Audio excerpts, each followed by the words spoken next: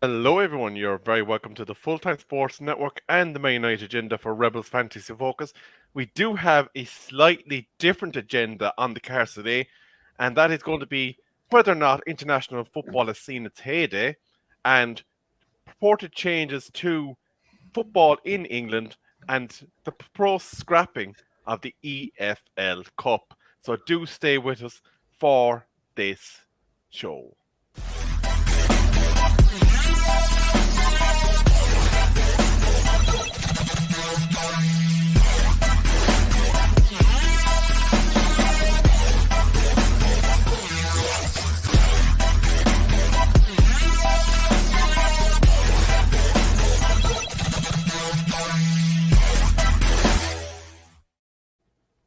Lads, it's the Tuesday of the international break, and football, as we know it, has been disrupted.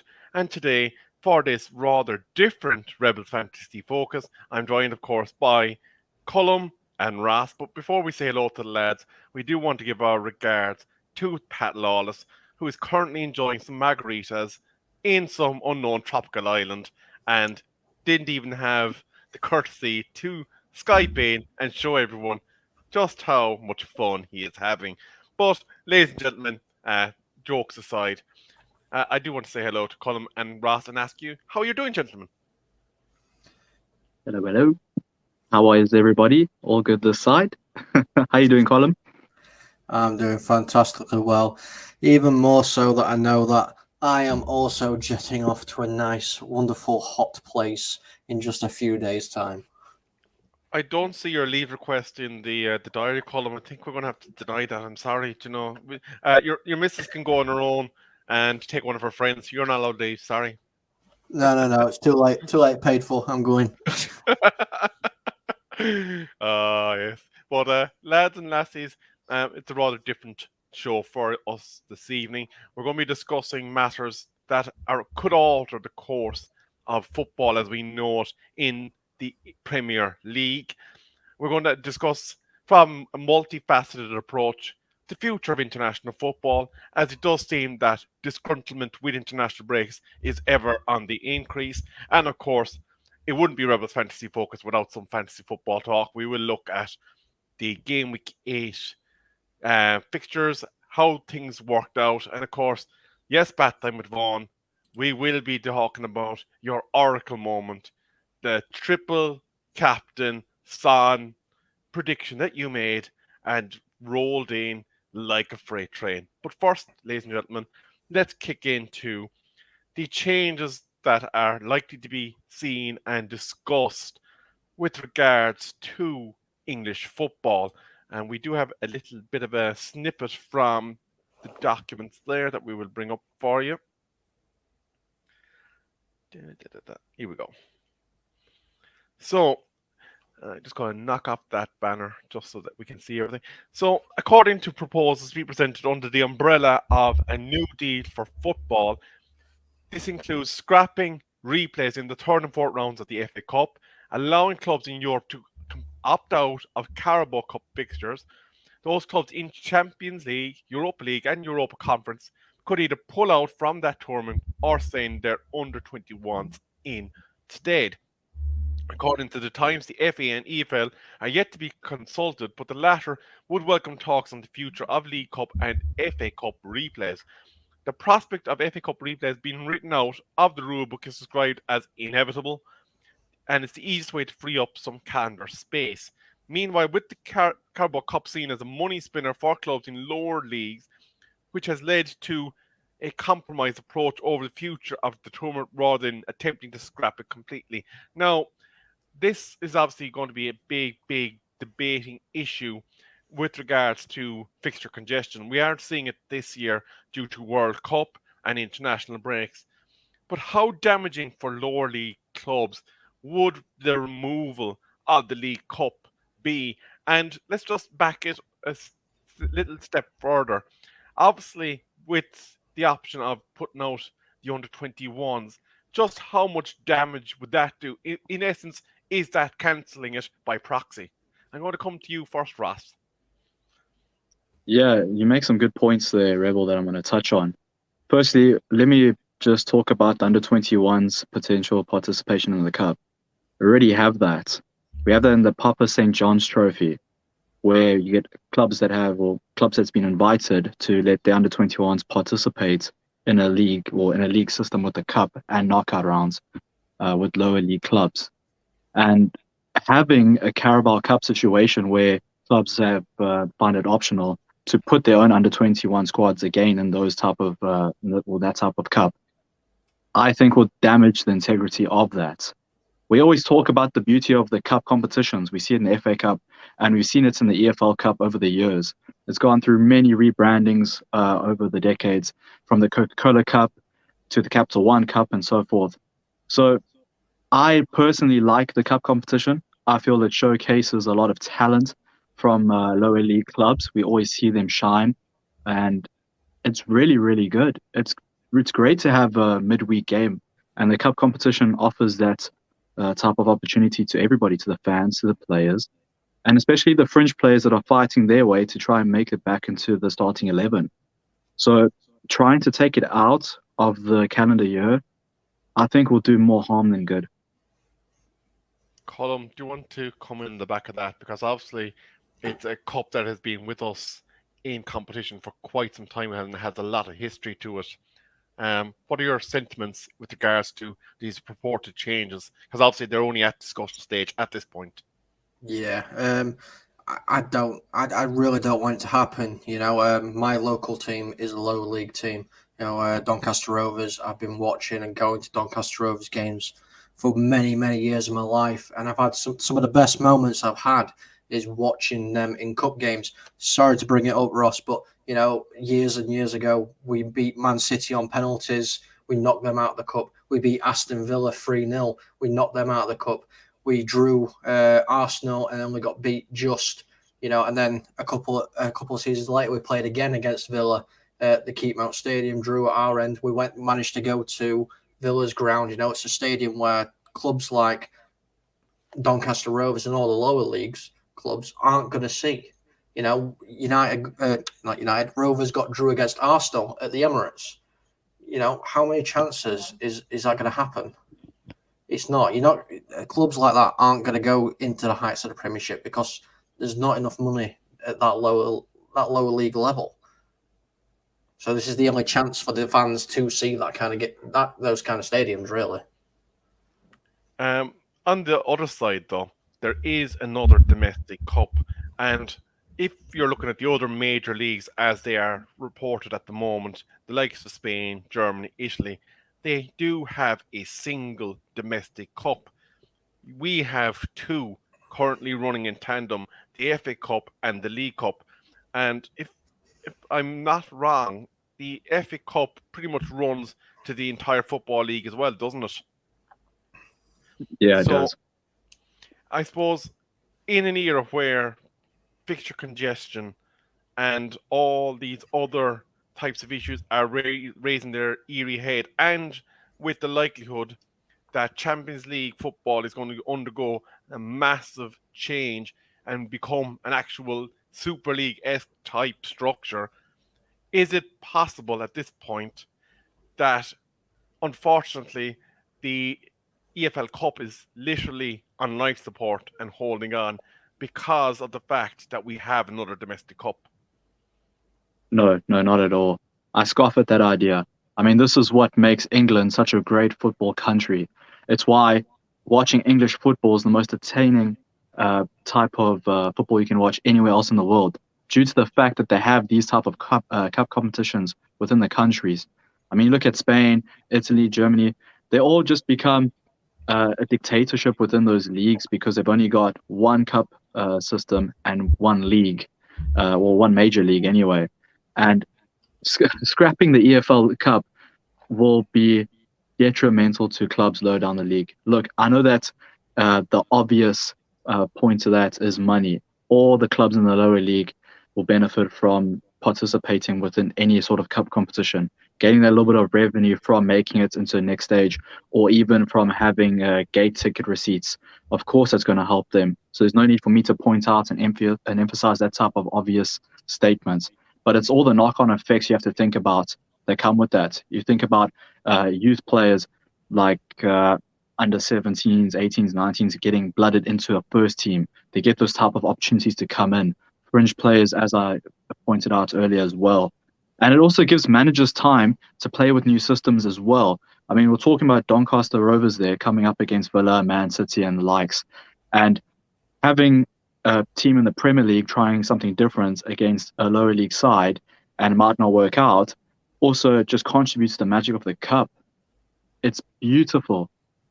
There's so much positives that come with this competition that taking it out might have an adverse effect on football as a whole within England. Colm, at the risk of throwing a spanner in the works here, obviously the overriding sentiment really it appears to be that this cup needs to be retained. If it comes to a case of United or those European qualifying clubs playing out their Premier League 2 teams and keeping it, is that a more satisfactory outcome than them not participating at all? I mean, there's ways to keep it going, and also, so it benefits the European competing teams.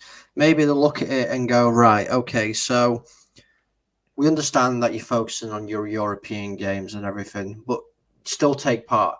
Play some of your youth players, but you have to name 5 senior players within your team. Maybe it's somewhere down that, because like we're saying here with lower league fans, they want to see some of the big names.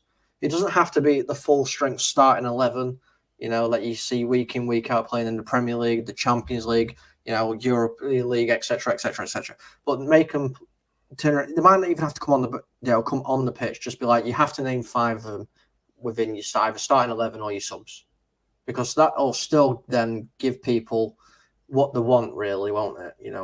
They're still playing against the bigger teams, which is what every lower club wants. You ask any fan that, from Wrexham to Doncaster to, Rotherham to Salford City, all these teams, when these draws are happening, they're all looking for their ball and that Premiership team ball. That's what every single person wants. And in a way, preferably, because obviously the higher attendance means obviously a larger cut than having that big team, even though there is obviously television money associated with it coming to them. Now, I'm going to come to the comments for the first time, but before I do start bringing a sprinkling of your thoughts to the panel, I want to know what you think with regards to the future of EFL Cup.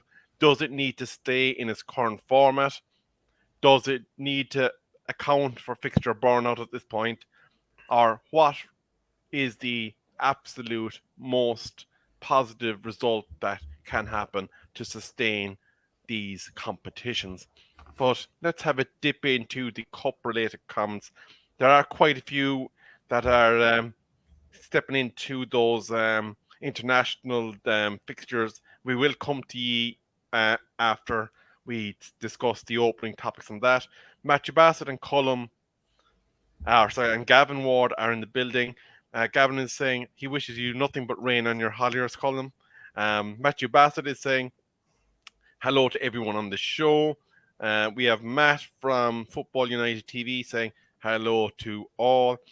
And Monday is saying, evening, gents. Loving the FPL brings enough talking points. And even today, we're going beyond the Call of Duty for you Monday. We're discussing the EFL Cup. We're going to be discussing international football. So strap in your seatbelt on Monday and keep giving us your thoughts, because I know you have a lot of opinions on a lot of matters related to football. Kalo saying, spare me the FPL. I want nothing to do with it for at least a week. Bad time with Vaughan. Yes, you can put on your crown. We do acknowledge you as the king at this point. But we will come to the significance of that comment a bit later on the show. Now, we are dipping into these comments. And Monday says, League Cup remains the lowest domestic cup. They need to revamp it somehow. Maybe Prem teams playing youth could be the way. So he's kind of saying, okay, maybe they do need to do something, because is it dying a death in its current format? The The other one I'm going to give to you just before we go back to the next set is removing the League Cup would make the FA Cup as important as the league itself. Thoughts on that, lads, before we move forward on the comments?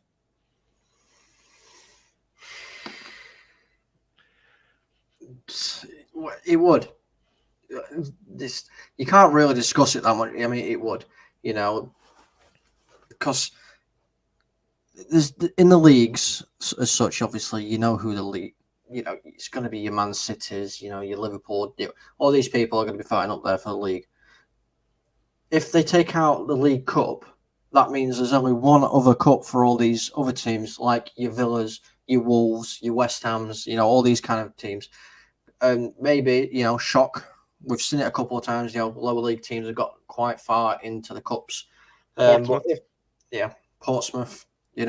Teams like this. If they take out the League Cup, then these teams, other teams, are going to be competing a lot harder for the FA Cup because it's the only other trophy that's out there. With the League Cup, it's the FA Cup that you tend to see the lower league teams progress a little bit more. There's been quite a few shock results in the FA Cup. The League Cup tends to be, okay, right, these have done quite well, but it gets to a certain point and then that's it.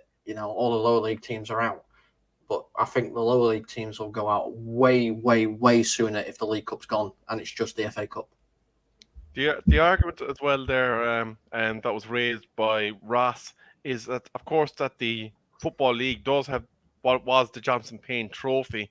I'm not sure what its current. I can't remember what its current incarnation is called. But do they, in essence, some of them have 3 domestic cups that they have to navigate through, and then on top of that, the EFL has a far more congested league template to navigate through because they play an extra 10, 12 games in a season than the Premier League do in their domestic league alone. Yeah, no, 100%. It's a good point that you've raised there. And I've got a couple of different ideas actually how to make this a bit more easier and more enjoyable. And this is just me spitballing here. But before I do that, I just need to remind everybody another essence of importance that the EFL Cup possesses. And that's for the winners of the EFL Cup. I think now they're able to go into the playoffs of the Conference League, if I'm not mistaken, or the Europa League, one of the two. But I know that if a team has won that cup and they're not part of the top 7 in the top half of the Premier League, they are allowed to, or they gain access to go into the playoffs for Europe, and that's huge. As a Villa fan, I would love to win the EFL Cup and finish 14th or 15th, because that means that we have a chance to go into Europe and progress from there, and everything else that comes with it, the money, the reputations, and so forth. So it's not to write the cup off and say it's a Mickey Mouse Cup, because it's not. It's not. For every other team that's out there in England, it shows an opportunity to progress as a club. But the idea that I have, and it's just to steal a little bit from Colin as well, I really, really like the point you made about having a maximum amount or minimum amount of senior players in the squad. That is a really good idea. And I think to add to that, maybe even change the seeding system. As far as I'm aware, any Premier League club that's not in Europe gets access into round 3. I think maybe change that to round 4 or even 5 somehow. And the reason I'm saying that is because it allows the lower league clubs an opportunity to gain, to progress higher up through the knockout stages. So you'll find more often than not, a team from the League 1 or League 2 might upset a championship club and gain access further or deep into the cup competition. And then they can face the seeded Premier League teams in the round of 16 or the 4th round or so, whatever else it is. I think that's a really, really smart way to play this if you want to make it more inclusive for different clubs, but also retaining the integrity of how important it is in the first place. Some very interesting points there, Ross. Just kind of to go off that point, Gavin is telling us that unfortunately alterations to the EFL Cup would mean even less money for grassroots and smaller clubs at the end of the day. Now, while I can see getting those seedings and pushing the entry of those higher placed Premier League clubs down the tracks a bit, would make perfect sense in terms of preserving the competition being played, then obviously that does reduce the opportunity for someone, we'll say, the lower end of the league teams to draw a Tottenham, to draw a Manchester United, to make those big kind of attractive fixture draws. Now, I know you'd say Premier League is Premier League to some of these clubs, but obviously there is an extra body of money from getting a Premier League whale at your doorstep. So it would be interesting to see how this transpires. I'm just going to briefly go through the rest of the comments on this matter because we do need to push on to the international football shortly. And Monday is saying, when was the last time a lower league team won either domestic cup? They were focused on the 46 game league by Prem teams playing youth. It could help lower teams. I think there is a championship club that won it within the last 20 years. Column, you might do a quick check for me on that. Kalo is saying, if League Cup wasn't as small as an ant, it would mean something. So basically, he's arguing, does even winning an EFL Cup mean anything to your Wales in the Premier League? On Monday's also saying, doesn't Scotland have 2 domestic cups? But then Scotland is based on the English league system, so what is good enough for England is going to be clearly to be good enough for Scotland. Ireland does have 2 domestic cups as well, but does that make it the correct way to go about things is the real question. Not that there isn't other countries within the British Isles and Ireland doing it. There are, but the major leagues, your Germanys, your Spains, your Italys, are they doing it? Colin, South Africa is. South Africa? Yep. Colin, do you have anything for us there yet, or still searching? I'm still searching at the moment. No worries. We'll push on a few more comments. Gavin Ward is, I don't know, Monday. I remember the day that York City beat United and Everton, though. So, yes, there has been some wonderful scalps over the years. I think, did BBC in the last 3 or 4 years show the first non-league club making, was it the 3rd round or something along those lines? I think it was a rather momentous occasion anyway. Gavin, I think we lacked motivation with bigger things on the horizon. On Monday, I'm not going to take any excuses. United didn't beat the team that was put in front of them, so there's no hiding. You're 7'4". You can't hide behind the boxes and expect not to be seen. Anthony has a fantasy football question. I will hold on that. Kalo's talking about a new tournament, which was the original concept of the Celtic Nations Cup, which we'll be talking about.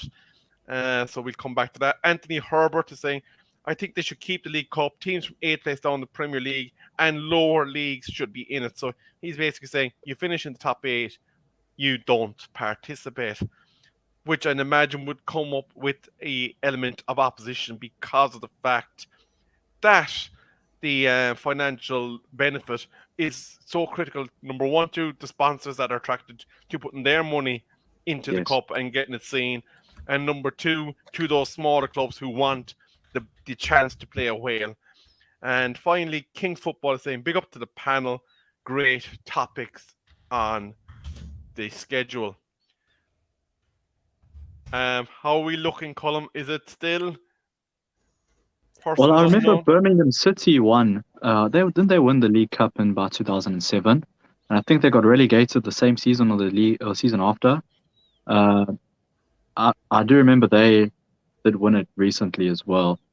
And I'm not sure if Wigan were the team that won it and got relegated, or they won the FA Cup.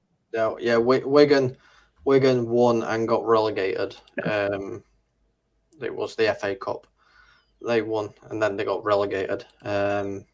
So the last team to win the FA Cup outside the top flight was in fact West Ham United way back in 1980. Yep. The only non-league team to have a win to win the FA Cup was Tottenham Hotspur in 1901. Spurs non-league. Yeah. So that since 1992, the inaugural league, no non-Premier League team has won the cup, and the League Cup, it does remain to be seen whether or not. I think it could have been a relegation year is the one that I'm thinking of, and I think it might have been Portsmouth, possibly. is the team in question, because I think they were in Europe in Championship at the time, which made for quite the anomaly. Yeah, But 2008. I remember that. Birmingham won in 2011 or 2012, says Kalo. West Ham in 80 won the FA Cup, I think.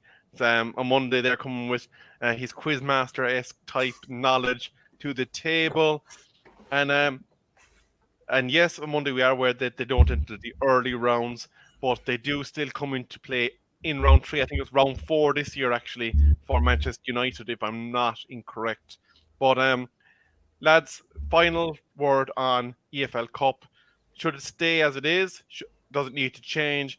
And how does it become tenable going into the modern era of commercialised football? Ross first. Yes, should stay, but I think that they need to work on it. Football's evolving, and we should evolve with it. Definitely should be changed somehow. I don't know how. My ideas are just spitballing, but there should be some sort of adjustments. Colin? Yeah, for the beauty of the game, the beauty of what is cup matches on cold Tuesday nights.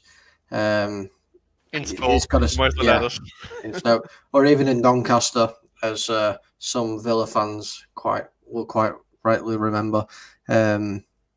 It's got to stay, but I agree it does have to progress. Thanks very much, Colin. Now, I do want to say at this point of the show, 10 wonderful people in the chat, and I hope you are enjoying this modified version of Rebels Fantasy Focus. If you have missed the discussion on the EFL Cup, please do feel free to give us your thoughts in the comments. We would love to share them on the channel. But that does lead us to asking, as the Bossman appears, if you do like what you see, please do like, share, and subscribe. We do appreciate it very much. But topic number 2, it is international football season.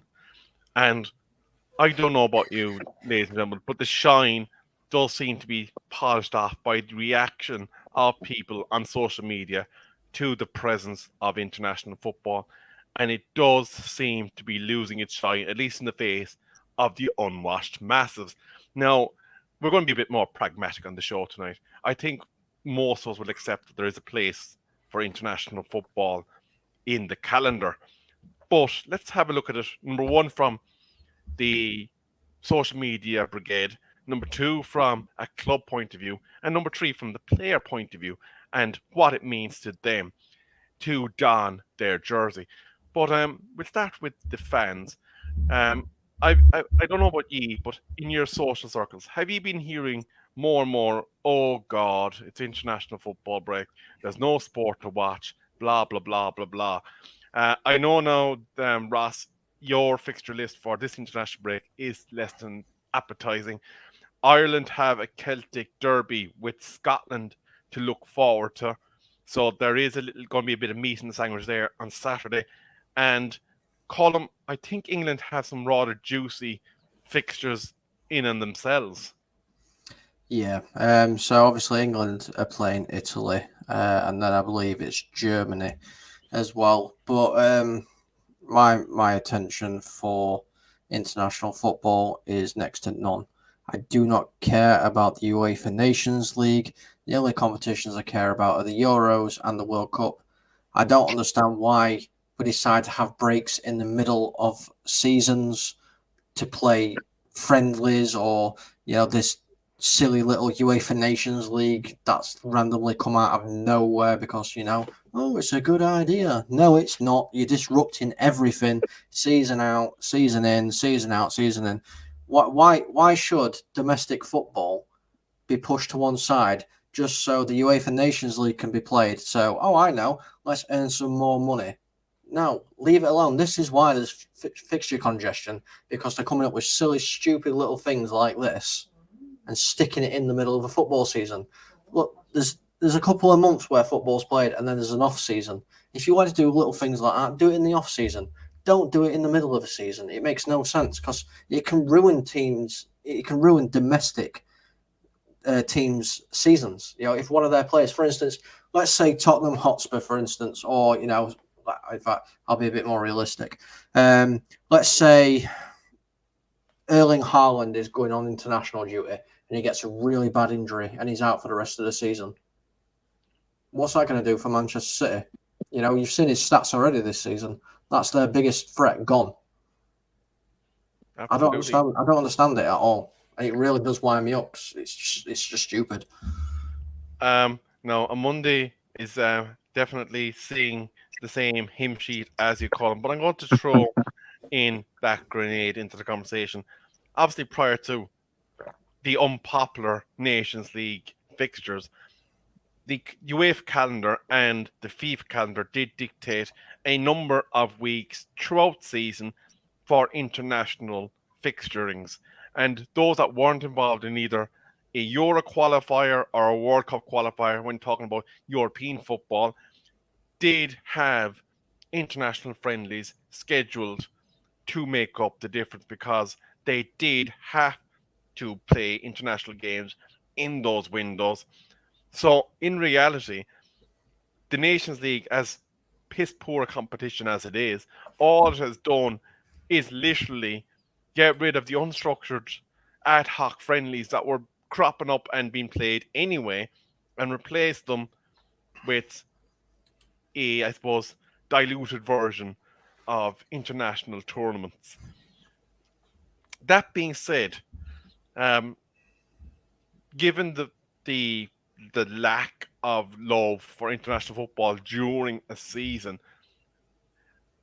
when you look at competition, the World Cup, it's very much an elitist competition in terms of there's a finite amount of teams that at the end of the season will be thinking, right, lads, we've managed to avoid injuries to our major players.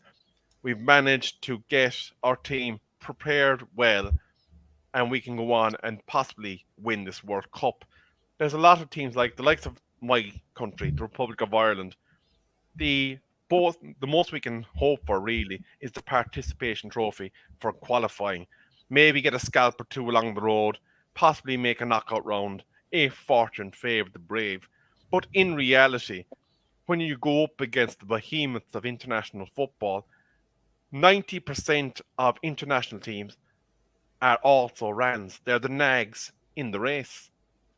And is it becoming increasingly disheartening for those clubs? Because in reality, obviously, we love to be there. The fans love to be part of a major carnival atmosphere that is the World Cup. But is a World Cup B in order for teams that are really not at that level? Ross. Yeah, look, the World Cup will always be special. And I think the Nations League is just putting a little bit of a damper on it. I, for one, love the ad hoc friendlies. You know, there's only so many times I can watch England versus Italy or England versus Germany. Those are special games that you want to see at World Cups. And that's how it's always been. The World Cup is an amazing, amazing experience for players from countries or lower ranked countries.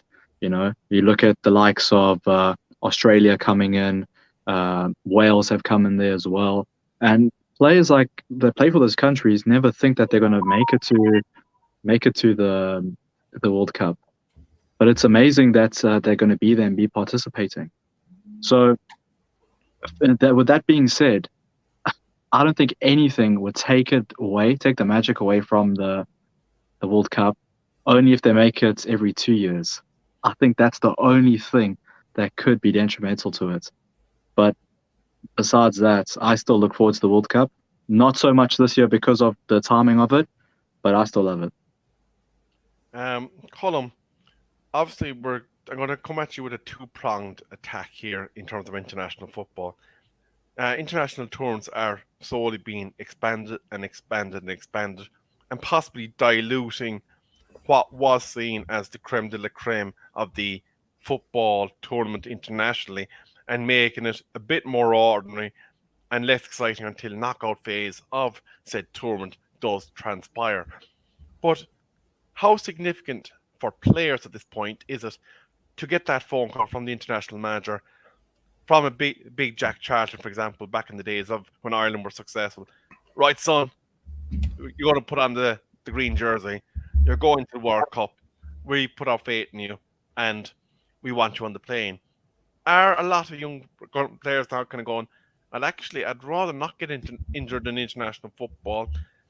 I'm looking to get a €300,000 per week contract from Man City by staying fit, by doing what I need to do during my contracted employed games, because frankly, I ain't getting paid to go on a plane to wherever these international games are on. So, for me, I think any footballer, whether they're from, New Zealand, South Africa, Jamaica, England, Italy, Germany, wherever they're from, as soon as they become a professional football player, their idea is to play for their country. It's the most pride you can get as a football player is to wear your shirt and perform for your country. I think, in a way, players are kind of looking at it going, okay, right, I don't really want to be selected, not for the World Cups or the Euros. Let's just get that straight, because every player wants to be playing for their country in those domestic, in those World Cup and the Euros, for instance. But for this, like I said, this silly little league that's going off that they've decided to throw in, I don't think players are as bothered. I really don't. And I mean, I don't think some of them have an option. I don't think, if we was to ask Harry Kane if he wants to stay fit and play for all season for Tottenham Hotspur and be guaranteed to play in the World Cup for England, or take that risk that you're going to pick up a knock in these stupid little games that you've decided to put on in UEFA Nations League and then possibly miss out on a period of the season and the World Cup, depending on how bad the injury is, do you think he's going to want to go? No, of course he's not going to want to go because he doesn't want to lose out that chance. Absolutely. And interestingly, I think that a lot of players, and I think maybe this could be an issue with international football at the moment, changing international allegiance, because no, don't get me wrong, the case of Declan Rice and Jack Grealish is completely separate. They were Englishmen that were in the Irish Academy and decided that when they were old enough to make a decision that they wanted to play for their birth nation. So that's grand. But what we did see a lot of in the past was players that weren't good enough to make their country were then kind of going, okay, let's use the granny rule here. Ireland aren't as good. I have a chance here to get in some international football, boost my profile, and kind of garner a pat for myself. But has it diluted the significance of getting that jersey? Because you there, Colin, could be sitting there as a promising young English lad with Irish grandparents. I could be sitting here doing my thing in the domestic scene, but even though comparably speaking, we might be similar in talent, because you're playing in England, you're going to get the nod from an international manager that is, in theory, your second choice over a player like me who's still trying to basically get my way to playing for a club team in England while playing for my country. Yeah, I mean, if you look at the squad that's been given out for England, this is it perfectly sums it up. There's obviously Harry Maguire has been selected for the England squad, which I don't agree with at all. He's not really been playing. Sorry, Monday. I know I'm upsetting you right now, but he's not really been playing. But who's the young lad? He's playing in Italy, Serie A. Tomori. Tomori had a fantastic season last season. He's carried on doing it this season. Why has he not been selected? Oh, because he's playing in Italy. That's exactly what it is. No, actually, Ross, I'm not sure if you're a rugby fan, but obviously this scenario that Cullum is actually outlining is very prevalent amongst the major rugby nations. If you're not at home, you do not get selected for your international team. Yes. But they do have very clear windows that they allow those players to go out, take a year contract, a 2-year contract in your French leagues, your English leagues, and come back and be there in plenty time to get their major tournament jersey. And even in test match scenarios, they don't seem too upset with not selecting them when it's outside of the major tournaments. But there is a cut-off point. If you're not back in New Zealand by that time, if you're not back in South Africa by that time, you will not be travelling to World Cup. Pure Yeah. as in the day, line drawn in the sand. But from a club perspective, how many clubs really want to engage with the matter of international football anymore? Obviously, this season is a bit of a freak, and that World Cup is in November/December. Yeah. But on a regular basis in Premier League, for many, many years, we've had the question of the African Cup of Nations. Now, there's obviously a reason why it's played at the time of the year that it's played. So, notwithstanding that fact, I think the one thing that seemed to get into people's head was, okay, this thing is played every 2 years instead of every 4 years. Why is this the only major international tournament with a 2 year cycle? And the impact that that has on the major teams taking a chance on the likes of a Salah or the Salah to be and giving them a shot in their lineup because they're kind of going, oh, yeah, I might be without him for a month. He might get injured while over there, and my season is up the crapper. Yeah. And I'll tell you exactly why that's the case. And it's been the case since its inception. I might be wrong. It might have changed from 3 years to 2 years, but it's been quite close to each other.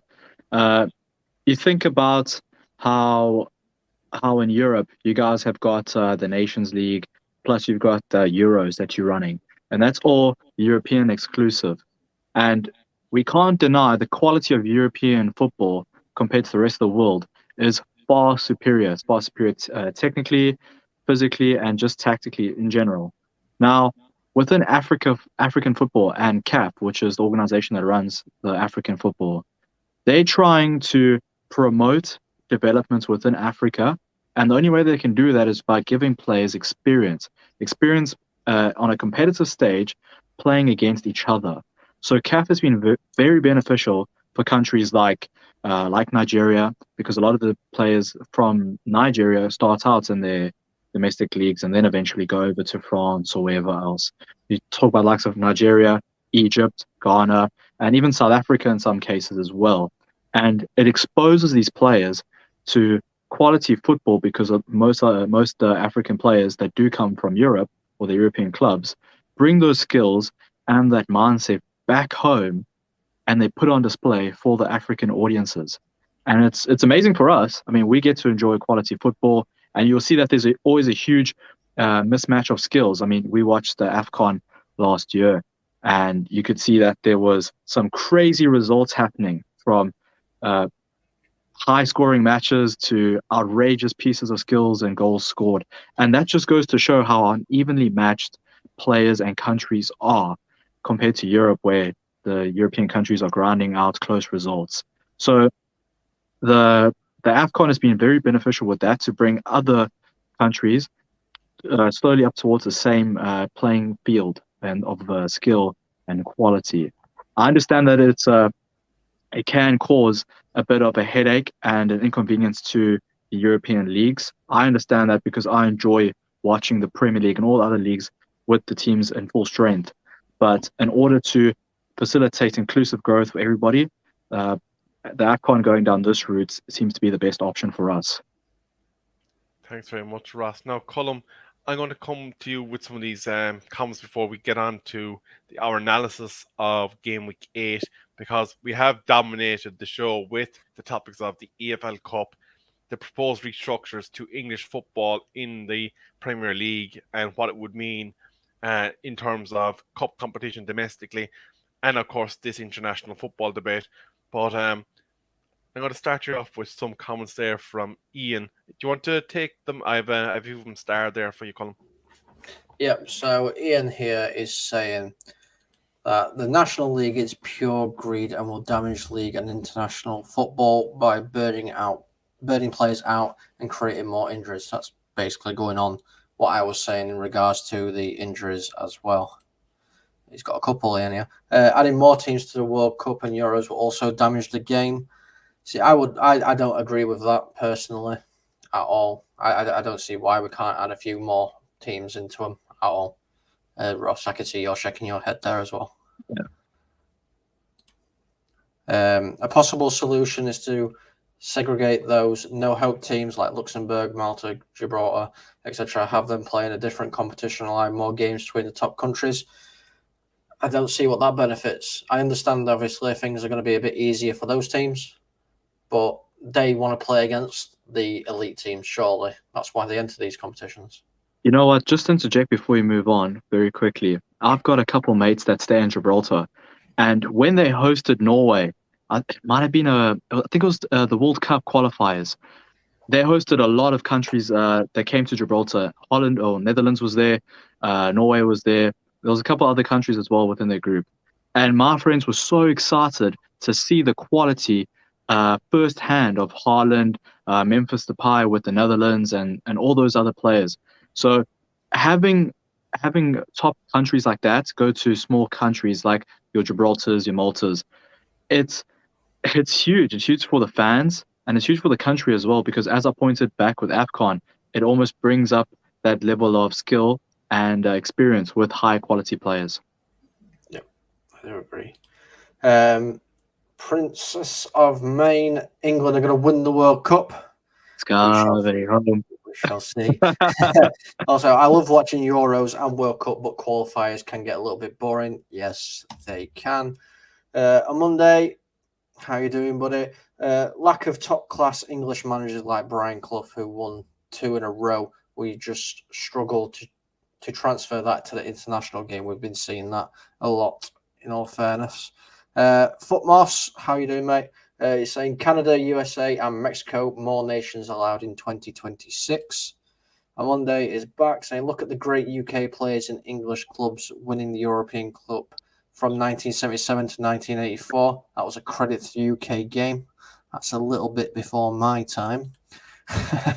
UK Strange saying, everything is about money now, and it's killing our beautiful game. Fans can't even do anything about the greed at the top of UEFA and FIFA. Gavin Ward, international football should be seen as the highest possible level and should be above domestic. I agree with Colm, though. NL and friendlies should be cancelled. That's National League. Absolutely pointless. I agree with him. Monday is back again saying players are prize fighters. They fight for their wage, losing pride in playing it for their nation. Footmoss, keep Odegaard healthy in Norway or else. So he's an Arsenal fan, so I can see why he's saying that. And when he's back again saying club footy has been endorsed massively. People in England are losing association of that patriotism to our international sides. Too many meaningless games, e.g. look at England's group. Exactly there. Just 2 more for you here. We got Kalo or HD Gamer. I genuinely don't get why the championship gets cancelled when like 90% of championship players don't even get picked, especially for England. But a lot of them do get picked for some of the smaller international teams. I know when a few Doncaster Rovers players, when we were in League One and the championship, actually got called up for like Senegal and teams like that. So, and the last one from me is a Monday again. I think the negative reaction is due to the stupid Nations Cup. It's whack and useless. It will end up with San Marino winning it soon due to the lack of effort from the Giants. Now, I'm going to throw one last proverbial span in the works because we are moving deep into our lot of time because Solo will turn off the ESB if we don't move along. But given that obviously international managers only see their group of players in a finite amount of times together as a unit, is there a logic then that they will want these games to be happening in order to get an opportunity to gather the players together, see who gels together? Because just because you might be the most talented player for an international setup doesn't mean that you function the best in the team structure. And without these stupid games, to coin a Monday's phrase, that they are done a disservice and forced to kind of go in blind to these major tournaments and these major qualifying tournaments.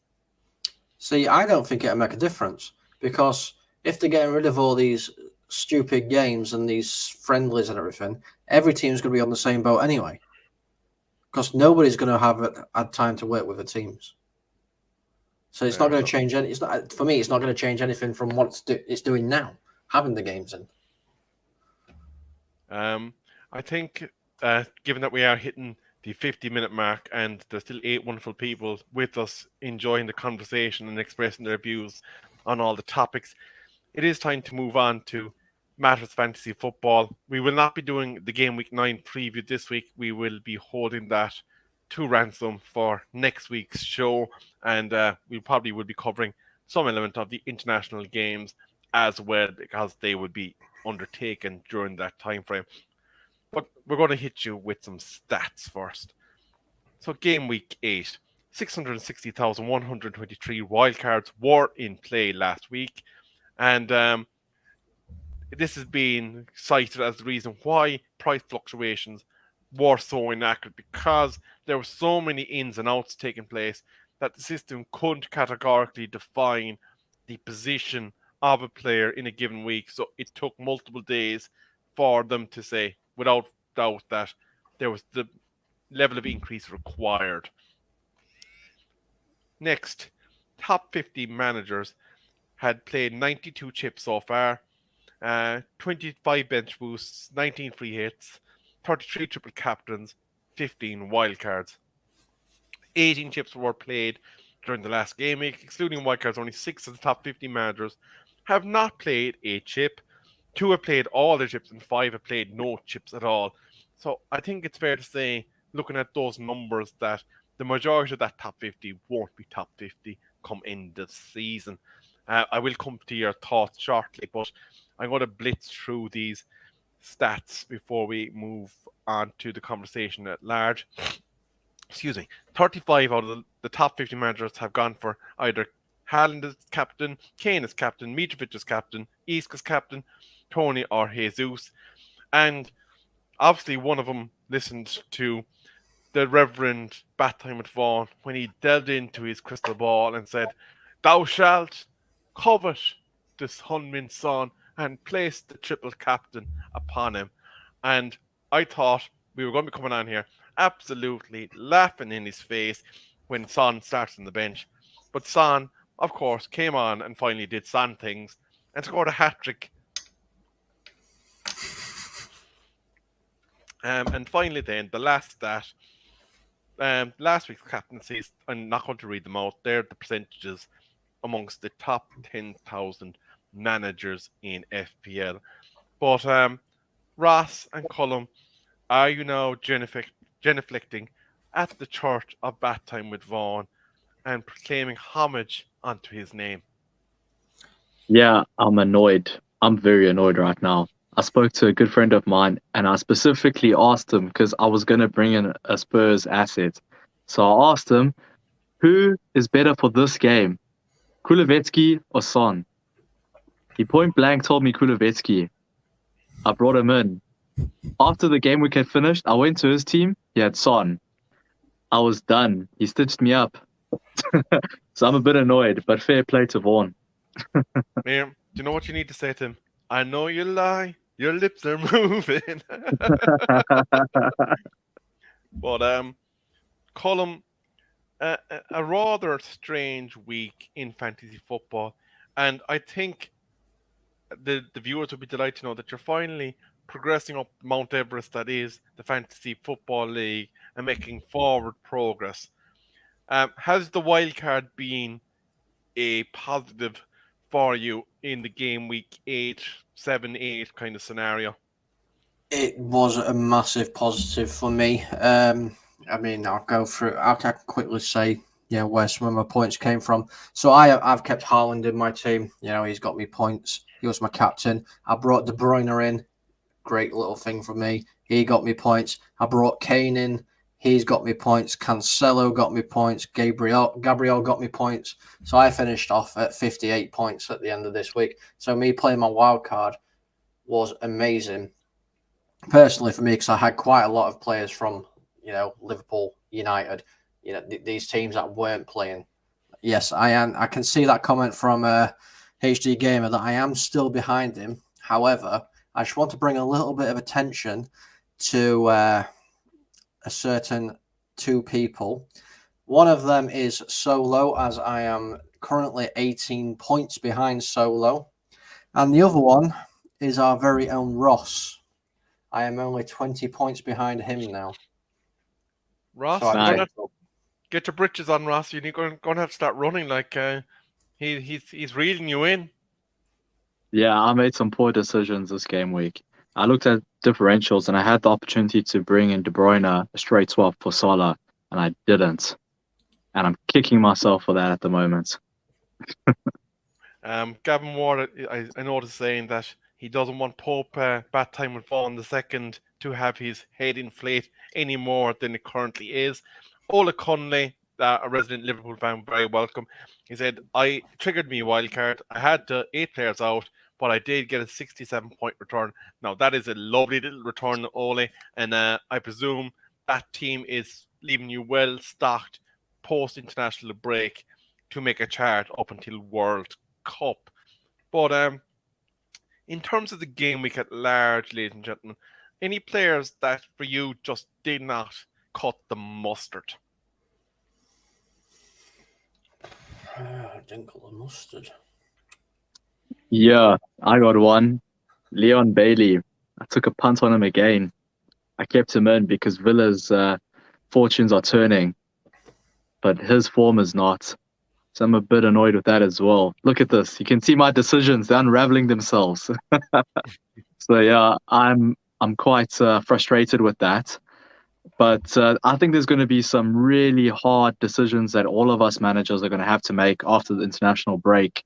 And this is what's going to be very, very interesting and could actually be the turning point for most of us in our leagues, is because of how many assets are doing so well in the same positions. Now it's all about choosing who you're going to side with, who you're placing the confidence with. And that could be the points in which you can either rush up onto the leagues or drop down. Absolutely. I'm going to hit you with a few more stats now. Obviously, Hunming Son ruled the roost in terms of most points. The team of the week in terms of points was Begovic, 9 points. Salibia, who's turning out to be a little fantasy football gem for Arsenal, 15 points. Tyrone, I don't know how he's a defender. Mings with 9 points. Cancelo with 9 points. Then we had a Spurs double up of Son and Bentancur. Reed chipped in with 10. Ramsey chipped in with 10. And Fabio Vieira chipped in with 10. And Kane and who would have thought it, Mopai are the highest scoring forwards. In terms of a stats watch, Mitrovic is becoming an increasingly popular target from game week 8 wildcarders and could reach the dizzying height of £7 million asset value come next week. Erling Haaland still the most owned player across fantasy football land. The most shots in game week 8 was down to Jimmy Madison, now at 7.9 million. His 7 shots were comfortably the highest in league, with 3 hitting on target behind only Hun-Ming Son, who Madison is in about 5.5% of teams and has an enticing fixture run, including Nottingham Forest, Bournemouth coming up. And that is despite Leicester's poor run of form. Teammates Yuri Tielemans scored a penalty, and Jamie Vardy was off the pitch, has been showing signs of creativity. Now, we did discuss Mr. Jamie Vardy on yesterday's show with Colum. So if you do have any thoughts on the Premier League review from last week, do put them in the comments and we will be very happy to engage with that. Elsewhere, Alexander Isk showed promising signs again. The Newcastle shot count does really make a Newcastle attacking asset a rather enticing affair. And would you believe it? He's only owned by 8.1% of managers at this present time. So Isk is a massive differential. And then that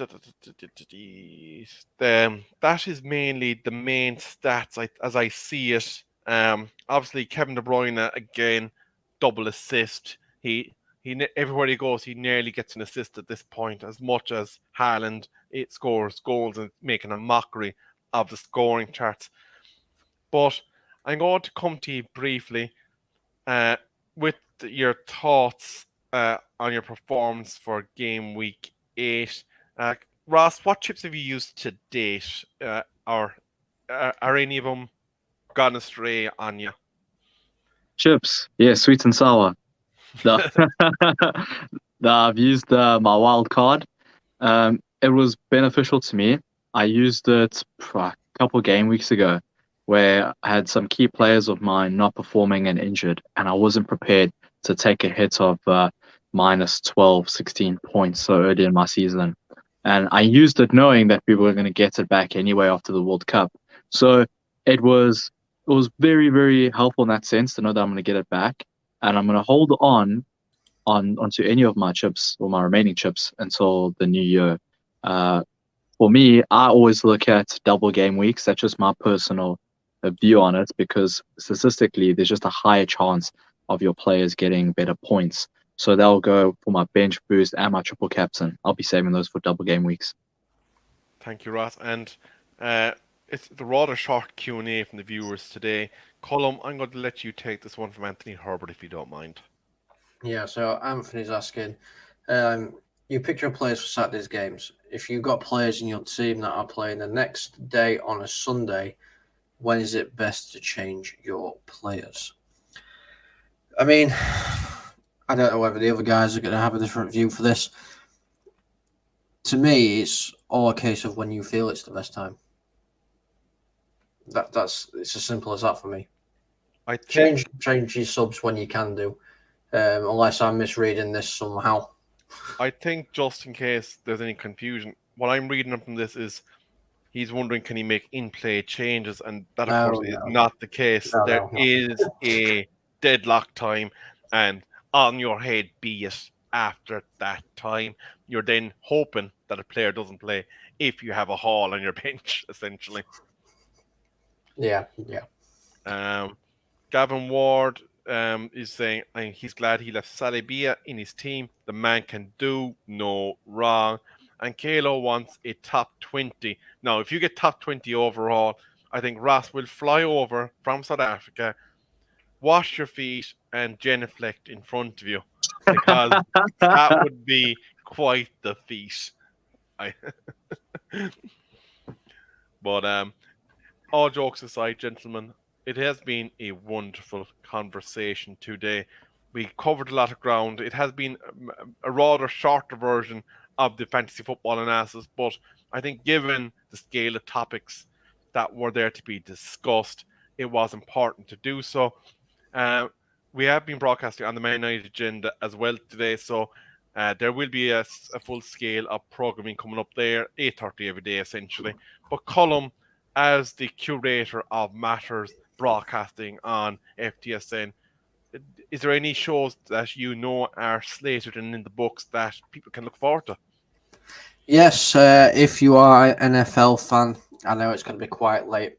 1:30 in the morning, the NFL guys will be going live over on our channel. Also, tomorrow, I believe, Ollie is doing his Mullet show, which is a comedy football show. It's really funny. Make sure you go and check him out as well. And we are bringing you a new show. Date to be confirmed, but I think it is starting this weekend due to the international break. And that is the Lone Rangers that Bobby is going to be presenting. Excellent. And for us, we do it every week, but let's do it again this week. Where, other than watching us here live on Tuesday nights, can you be found? You can find me on my only Instagram page, which is @_Rouse_. And absolutely. And of course, he will be back to discuss matters fantasy football. Colm is cheating on us next week and not going to be present. So we will make sure to save all our nasty comments about his fantasy football efforts for that show. And I'm sure he's currently filing away every insult so that at the end of the season, when he's standing above us, kind of going, "You doubt me. Now, what? Say my name now." But lads, thanks very much for joining me. I enjoyed the topics today. But from us, it's time to sign out. I'm not sure on Monday, actually, as I spot you, are you doing an eye test tonight? If so, be sure to check out his deep his tactical analysis. He will be joined by the ever swelling head of Bat Time with Vaughan. But from us, good night, God bless, safe home.